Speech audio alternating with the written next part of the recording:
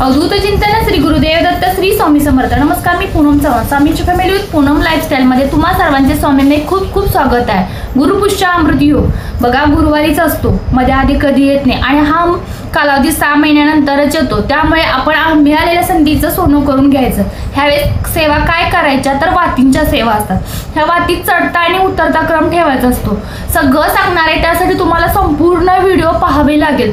चढता क्रम कसा आणि उतरता क्रम कसा आणि तो कशा पद्धतीने सेवा करायच्या। बघा आपण ज्या ज्या सेवा करतो तो स्वामी समर्थ महाराजांना मान्यच असतात, परंतु काही गोष्टी नियमावलीनुसार करत राहिलो तर महाराज निश्चितच आपल्याला त्यातूनच परीक्षा घेतात आणि त्या परीक्षेचं फळ 100% मिळतं। मग तुम्ही मुलांच्या विषयी सेवा करा, तुमच्या विषयी करा, नवऱ्याविषयी करा, अदरवाईज आपल्या संपूर्ण फॅमिली विषयी करा, बंधूविषयी करा, कोणत्याही विषयी बाबतीत सेवा करा, ह्या सेवेची फलश्रुती मिळून जाते। गुरुपुष्य योग अमृतला माणूस सोनं खरेदी करतात। हल्लीचा काळ प्रत्येकाला परवडेल असं नाहीये, आपण चांदीची वस्तू खरेदी करू शकतोय। अदरवाईज एखादी चमकी सोन्याची खरेदी केली आणि ती स्वामी समर्थ महाराजांच्या इथे ठेवली तर तुम्हाला त्याचा लाभ काय होणार आहे हेही पुढे जाऊन सांगणार आहे। महत्त्वाचे आता चढता क्रम, उतरता क्रम आणि गुरुपुष्य अमृत योग, वेळ आणि सेवा हे महत्त्वाचं आहे। तर चला मेन मुद्द्यावर येऊया। बघा अशा स्वरूपाच्या वाती करून ठेवायच्या। 12×2 = 24 वाती लागतात चढता क्रम उतरता क्रमाला।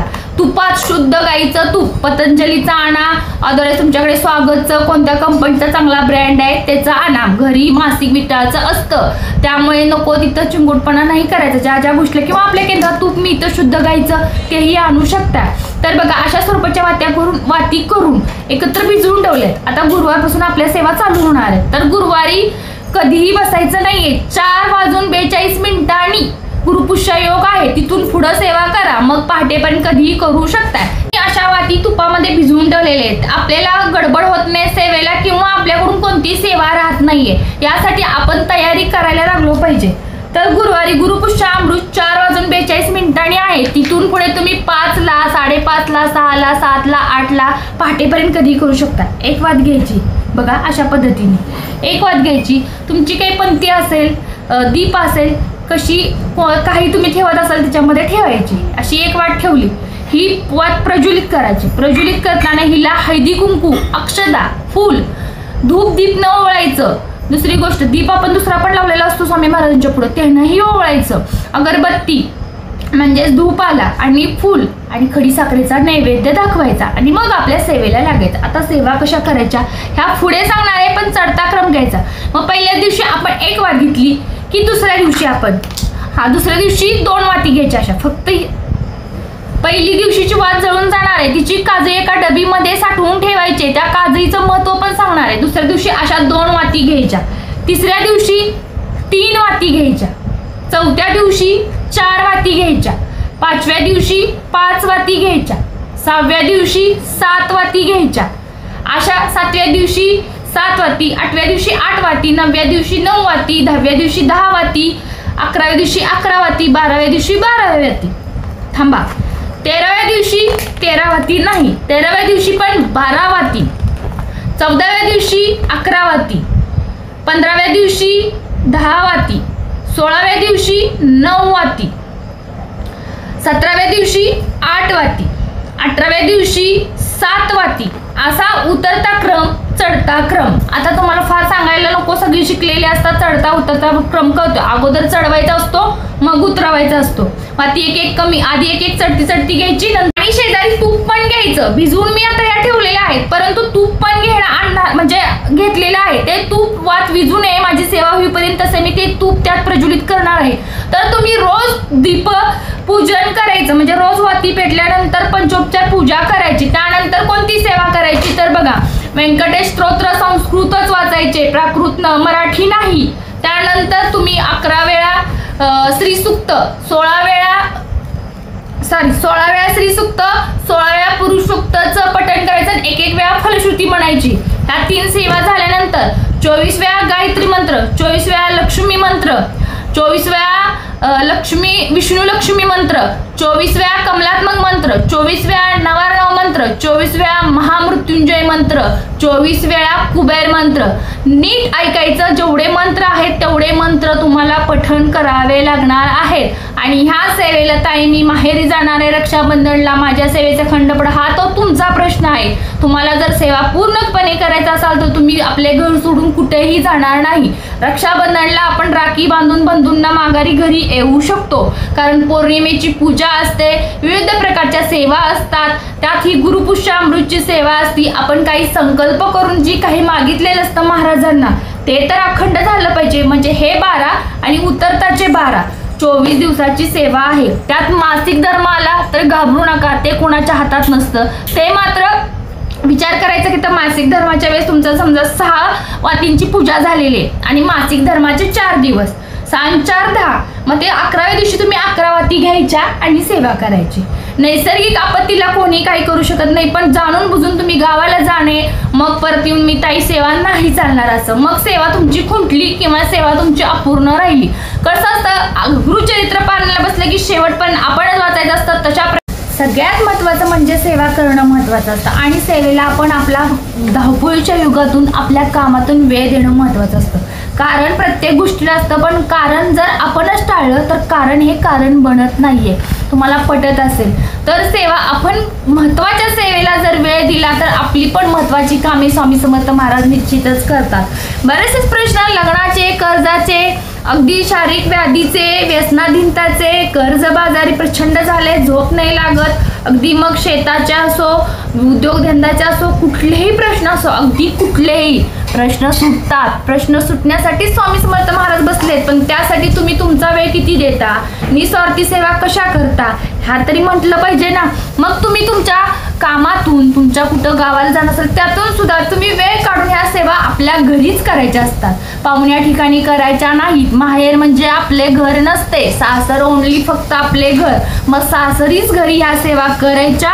24 दिवसांच्या सेवा जर तुम्ही निर्विघ्नपणे पार पडले तर 25व्या दिवशी तुमची इच्छा तुमची पूर्ण होते की नाही बघा, लिहून देते स्टॅम्प पेपरवर 1000% पटीने. स्वामी समर्थ महाराजांना खात्री देऊन सांगते की ह्याची फलश्रुती मिळून जाते. तुमचा कुठला प्रश्न मांडला असेल, संकल्प करून तुम्ही काही स्वामी समर्थ महाराजांना मागितलं असेल, मी म्हणत नाही की स्वामी समर्थ महाराज करोडपती करतात, पण त्या वाटेवर निश्चित नेतात हे पण खात्रीनं सांगते. म्हणूनच सेवा करा, सेवेचे महत्त्व घ्या, सेवेचा मेवा खावा, पण सेवा मनापासून करा. वातीचा सेवा तुमच्या लक्षात आल्या असतील, चढता आणि उतरता. उतरता अगोदर नसतो, चढता. एक वात एक दिवशी, दुसरी वात 2 वाती, दुसऱ्या दिवशी 3 वात, तिसऱ्या दिवशी तुपाच्याच असाव्या, शुद्ध गाईच्या तुपाच्या असाव्या, घरच्या तुपाच्या नसाव्या. आणि लावल्यानंतर पंचोपचार पूजा करून जशा सेवा सांगितल्या तशा सेवा करा. बऱ्याचशा ताईंना प्रश्न जर अजूनही काही जर जम्बलिंग होत असेल किंवा या चढता उतरता क्रम तुमच्या लक्षात येत नसेल तर निश्चितच कमेंट करून विचारा, ताई कशा स्वरूपात करायचे, तुमच्या प्रश्नाचे उत्तर दिले जाईल. तुम्हाला शंका असेल काही त्याही कमेंटद्वारे विचारा. सेवा चुकवू नका. गुरुवारी 4:42 गुरुपुष्य अमृत चालू होत आहे, तर तुम्ही तेव्हापासून सेवा करा. आपण लगेच टायमिंग झाल्यावर सेवेला बसतो का, तर नाही. काहीतरी आपलं टायमिंग असतं, जेवणाचं, स्वयंपाकाचं. आपली मुलं शाळेतून आलेली असतात किंवा यायचे असतात, ह्या धावपळीत असतो. मग आपण सेवेचं संध्याकाळी 7 वाजता ठेवा टायमिंग, 8 वाजता ठेवा. अगदी तुमचं सगळं स्वयंपाक जेवून खाऊन झाल्यानंतर तुम्ही जरी 11:30 12च्या दरम्यान बसला तरी काही हरकत नाहीये, पण सेवा करायला चुकवू नका. आता दुसऱ्या दिवशी दिवसभरचं टायमिंग आहे गुरुपुष्य योगचं, त्यामुळे तुम्ही मिळेल त्या वेळात करा. 12 ते 12:30 वेळ टाळून दुसऱ्या दिवसापासून तुम्ही कधीही सेवा करू शकता. आता प्रश्न आला, प्रत्येक वातीच्या काजळीचं काय करायचं, तर ती डबीमध्ये साठवून ठेवायची. आपला मुलगा बघा, घरात बाळंतीण असली की लहान बाळाला दृष्ट लागते, तेव्हा आपण काहीतरी उतारू नको ते करत असतोय. कुठं कुणाच्या पायधडीला लिंबूच टाक, भाकरच टाक, ते उगच अन्नाचं मात्र करण्यापेक्षा इतक्या सेवेचा केलेला जर तो टिक्का त्याच्या कपाळी लावला, कानाच्या पाठीमागे लागला तर कसलीही नजर बाधा होत नाही. मग एवढ्या छोट्याशा मुलाला लावला म्हणून मोठ्या मुलाला लावलं तर काय होतंय, काहीही हरकत नाही. मुलगीला सुद्धा लावला तरी काही हरकत नाही. इतकं काम ते करत असते. शुभ कार्याला जाताना जरी तुम्ही कानाच्या पाठीमागे लावून गेला असा तरी तुमचं काम सफळ होतं.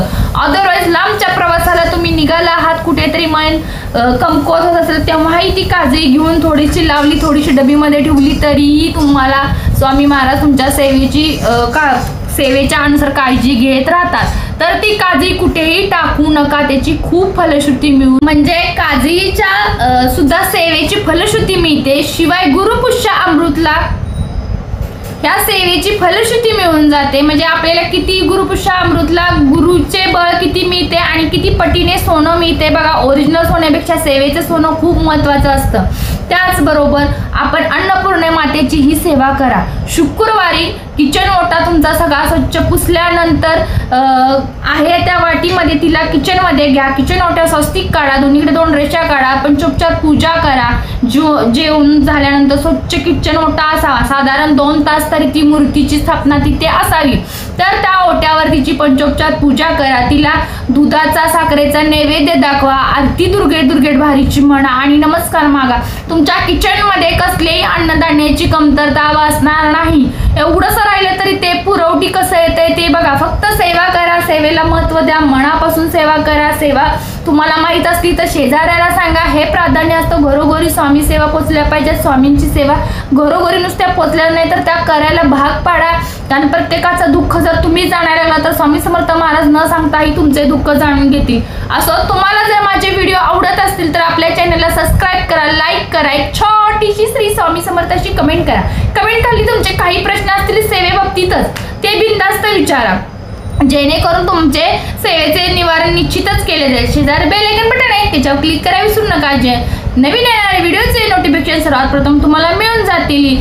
आणि महत्त्वाचं गुरुपुष्य योगचं टायमिंग परत जाता सांगते. 4:42 मिनिटांनी आहे. त्यानंतर तुम्हाला डिसेंबर महिन्यातच हा योग आहे. त्यामुळे आलेली संधी चुकवू नका. कुठल्याही गावाला जाऊ नका. सेवा करा. प्रचंड लाभ मिळतो. श्रावण मास आहे. ह्या मासात सेवा कराल तेवढ्या स्वामींच्या हृदयात कोरल्या जातात. तर ह्या सेवेची संधी चुकवू नका. सोनं करून घ्या. चालेल. सेवा सांगेल सेवा स्वामी समर्थ महाराजांनी अर्पण करते ना.